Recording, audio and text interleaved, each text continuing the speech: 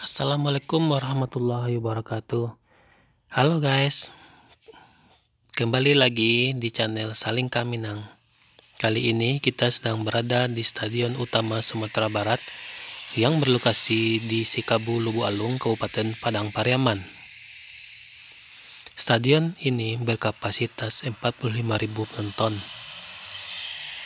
Pada saat tahun 2020 kemarin, stadion ini sudah digunakan sebagai pembukaan MTQ nasional.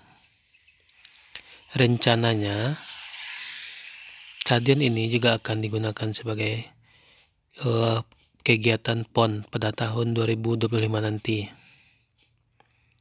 Kita lihat sekarang ya guys, stadion sedang dalam proses pembangunan ya guys. Kita lihat dari sisi luarnya saja ya guys, karena kita belum diperbolehkan untuk melihat ke dalam ya guys. Oke guys, jangan lupa subscribe, like, dan komen ya guys. Terima kasih. Wassalamualaikum.